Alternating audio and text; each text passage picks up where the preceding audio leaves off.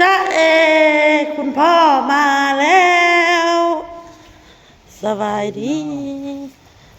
ผลมาหาเมียผลบ่คิดฮอดเมียบ่เนาะในจีดกันยิ้มแปลงแสงอะไรหับนะกอดกันคิดฮอดกันชินเจ้าคิดฮอดผัวใส่โชคเด้ไม่โชคนอนบ่แม่ให้คิดฮอดบ่เฒ่านั่นแหละแม่บีงามมะลีน่ะมึงส่งให้แน่คิดฮอดบ่เฒ่าแห้งให้โอ้ยโศกบัดนี้เดี๋ยวออกไปซื้อบักโมมาผ่ากินเนาะซื้อบักโมผ่ากินซะโอ้ยคิดฮอดบ่เฒ่าแห้งร้านก็ได้โก้ยพี่น้องเอ้ยให้หมอน่ะบ่สนใจนะบ่เฒ่าเลยนะสนใจน้ำวาวให้ค่อยเมื่อยค่อยหายพี่น้องบ่สนใจน้ำน้องน้องก็บ่ได้สนใจมื้ออื่นแล้วว่าพ่อเจ้าเข้าเมื่อหรือเข้าเมื่อมื้อแลงวันอาทิตย์มื้อนี้วันหยังวันเสาร์มื้ออื่นตอนแลงมื้ออื่นจะเข้าพ่อผัวเฮาโศกนอนแล้วแม่โศกนอนแล้วว่ะโศกนอนพี่น้องเอ้ยนี่นอนรับเลยกินข้าวพอข้าวเปียกกินข้าวเปียกเอาเนาะซื้อเปียกให้แม่หุงข้าวไว้พอได้พอมาเลยหุงเอาพอเรากินข้าวเจ้าพี่น้องเอ้ยเดี๋ยวมันมดแล้วว่าอะไรข้าวเจ้าแม่ปัญญังบอกไปเดี๋ยวมดไปซื้อมาไว้เมื่อฝั่งเนาะเมื่อต่อเลยต่อเนาะไปหาปลาน้ำพระเจ้าโอ้ยม่วนไปกินข้าวป่าให้คิดฮอดพ่อเฒ่ามาแต่มีเด็กเมื่อหาเท้าแม่เท้าเมื่อหาเท้าอยู่เอ้าไปพี่ตัวไปกินปลาพ่อตัวไปเริ่มได้เท่าละเกือบเต็มทางซีคือบ่เห็นเอามาให้กินน่ะซะทั้งขับยังตากจนบ่ทันแห้งบ่ได้อยู่4-5 โลแต่ละเทื่อออกไปซื้อกระเปียกมาให้พ่อแอสดพี่น้องเอ้ยหรือว่าสิกินข้าวกับหุงแป๊บเดียวเนาะข้าวค่ะคันหุงอ่ะกินข้าวเจ้ากินกระเปียกหั่นแหละแม่ซื้อกระเปียกหั่นแหละเฮาก็สิอาบน้ำก็สิออกไปขายเครื่องนะเฮาดีใจขอออกไปซื้อนะก่อนพี่น้องเอ้ยซื้อกระเปียกมาให้พ่อกินก่อนอย่าเราหิวข้าวแล้วขับรถมาก็เมื่อยหุงไว้โลดหุงไว้เราอยากให้เราซื้อกระเปียกมาให้เรากินก่อนไปก่อนซื้อกระเปียกมาให้พ่อกินก่อนกระจายรถบ่โอ้ยอย่าโป้งเด้ออุ้มไปสิละนี่โอนก็ไปซื้อข้าวเปียกมาแล้วพี่น้องเลยซื้อมาให้พ่อกินข้าวเปียกมีพักมีจังไหนเนาะมักถั่วยังไม่ได้เข้าตู้บ่ยังไม่ได้เข้าตู้เลยฮักมาให้พ่อนั่นพ่อกับกินข้าวเปียกเขียบหมูพ่อปิดไก่ท้ายได้ตอนน่ะตูดไก่ท้ายมันคล้ายบ่ออกบ่ได้นะคะยาแล้วก็เปลี่ยนอันใหม่มาขายอีกในสุดป้านี่ก็มี FC มาดูนู้นเท่านั้นพอมาฮอดปุ๊บพี่น้องเลยพอก็ได้ออเดอร์ปุ๊บเลยอันนี้คอยว่าแท้ได้พี่น้องพอมาฮอดปุ๊บก็ไปซื้อกระเปียกมุนหนึ่งคอยแล้วก็ติ้งเข้ามาอุดหนุนส้มปลาให้พี่อ้นใหญ่10 ห่อแล้วก็แม่หมอน5 ห่อเป็น15 ห่อขอบพระคุณละลายเด้อคุณพี่เด้ออันนี้เป็นกระเปียกหมูกรอบพี่น้องไปเลยค่ะคุณพ่อให้โตเมื่อนั้นเนาะหากินปลาอยู่ที่คือบัวเอามาให้หมอบอลนะกินอยู่ที่เรากินแล้วกินที่เจ้ามาทอดแต่ดาวได้จะปาดหมักโม่กินอยู่แล้วไม่เท่าปาดเนี่ยหมักโม่ไม่เท่าปาดหมักโม่บอกว่าร้านของมีไหมตะเขียบบ่มีตะเขียบค่ะเขาไปเอาให้เฮาเนาะเอาจานใหญ่ผมมาบอลจานมาข้าวให้ลูกให้หลานให้ได้ลูกรอเพราะเขาปริญญาเขาอยากเล่นอิ่มแล้วมันกระตือมาลงแล้วหลานดำหน้าเขาอยากเล่นเพราะเอาจะเรื่องอยากเขาสิกินจำได้เขากินอิ่มแหละ เบิ่งก็เบิ่งแล้วเดี๋ยวสิปาดมังโมอยู่นี่ กินโม่ไหม กินโมปาดโมมาไม่เท่าปาดโมเห็นนะ โม่ไหม จะให้ร้านก็ตั้งหาให้ดีจ้ะให้ เอาโต้บ่ให้มันก็ยามันเล่นเขาตักเข่าทอดไข่ดาวมันกินมันก็ยังเล่นนั่นมันกิน จานแห้งจอมมาละวาดด้วยน้ำล้มข้าวสิตักเอาให้เด้อ เขาบอกเอาโต้น้อยหนึงอีกอะไรเล่นไปบุญน่ะพ่อน้อยหนึงมันสิเล่นน้ำมันกินพ่อหลาย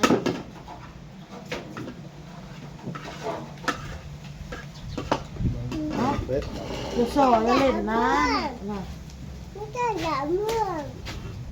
เนี่ย ไม่ได้จะเมื่อ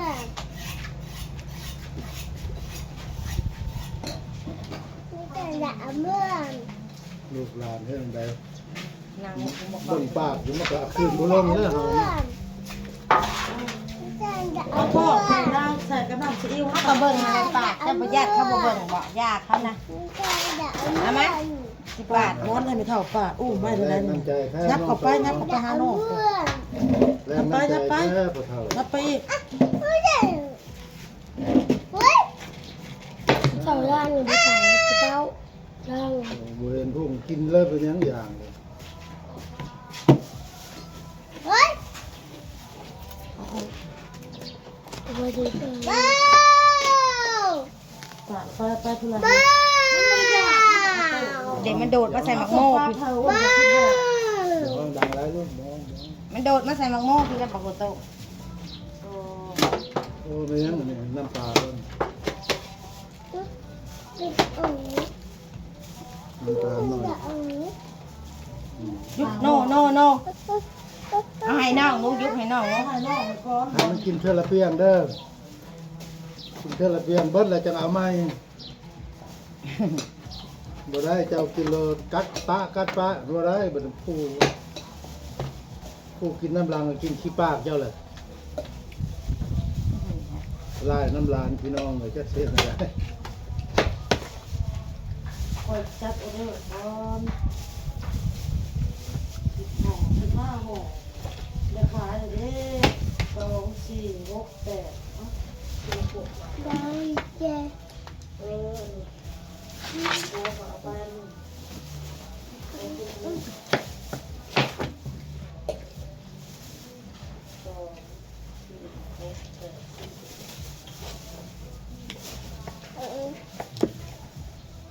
น่ะ น้องยา นี่ก็ได้ขายเลยส่งปลาก่อนพี่น้อง ขอบใจขอบพระคุณเอ้ยผลละลายๆเด้อเอ้ยเด้ออ้นก็ขอให้มีสุขภาพร่างกายแข็งแรงมีแต่ความสุขความเจริญเด้อปรารถนาสิ่งใดก็ขอ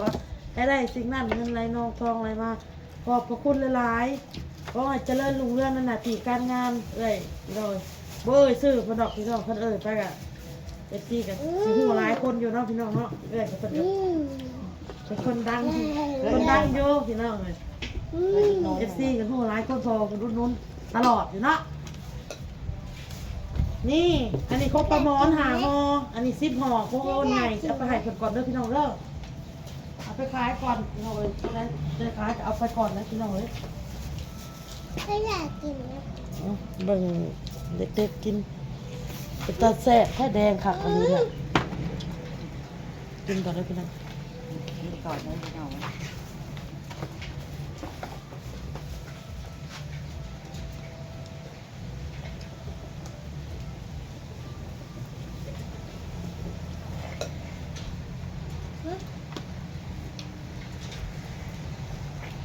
จะเศร้าแต่บ่ออกมาแต่บ้าน 8 โมง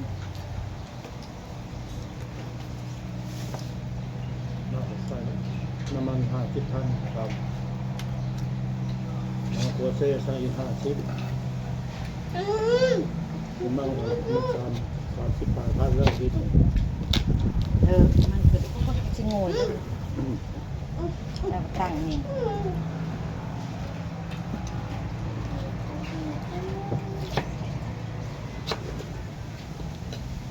มันก็จะบริใส่เลยเติมน้ำมันแล้วก็หารถไฟฟ้ามาขายค่ะน้ำมันแพงเลยขี่บ่ไหว้เลยขี่รถไฟฟ้าแล้วมัน แต่เบิ่งได้รถไฟฟ้าสิเป็นราคาอีกบัดรถไฟฟ้าสิราคาสิแลนขึ้นอีก เมื่อยพี่น้อง บ๊ายบา เดิน ย ทางไกลประมาณ100 กว่าโลเนาะ130 120 ไล่ 130 เอาจูไม่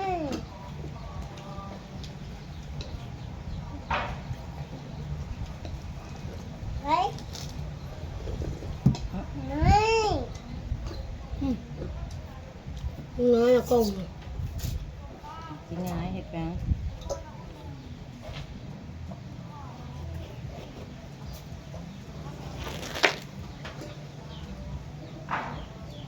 ไม่ใช่นี่ กินลูก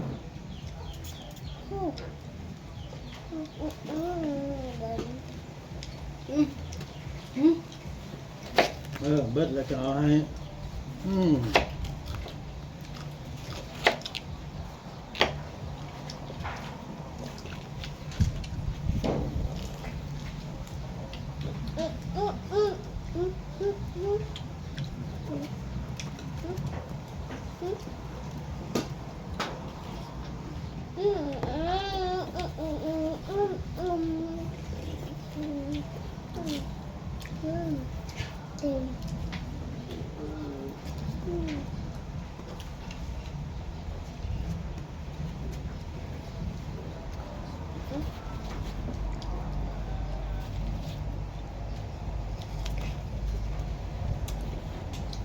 แบบว่าได้เชื่อ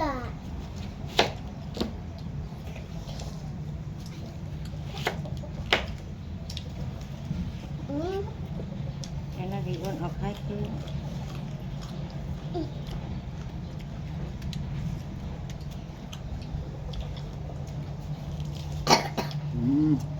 นัวแล้ว แตกครอบเต้าแตกครอบบ่เต้า เด้อโชคมาแล้วมาเท่ามาหาเท่ามาอ้าว ชื่อมา ใช้เท่าเด้ถ้ามาพี่มามา กินแตงโมไหมอ๋ออ๋อน้ำปลาเท่าโตนับเท่า อ้าวโชค เป็นปลามอนเลยช่วงหาปลามอน อันนี้ห่วงกันไรห่วงกันโลดให้น้องอยู่อุ้มแน่ให้อุ้มพ่อเท่าแน่พ่อเท่าอุ้มแน่น้องให้อุ้มแต่ตัวหลาย โชคโชคโชค บอกพ่อเท่ากันห่วงพ่อเท่าแพงน้องก็บ่ได้บ้านนี้โอ้ย เขาเท่ากันมาอ้าวไม่ดึกถิ่มแล้วพงมาแล้วพี่น้องอ้นกันไปส่ง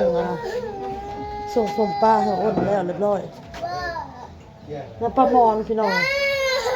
ปลามอนหาห่อโอ้ยญาติพอเท่ากันญาติพอเท่ากันพี่น้องเอาไปแล้วพี่น้องคลิปนี้กะไม่มีอะไรพี่น้องบ๊ายบาย บ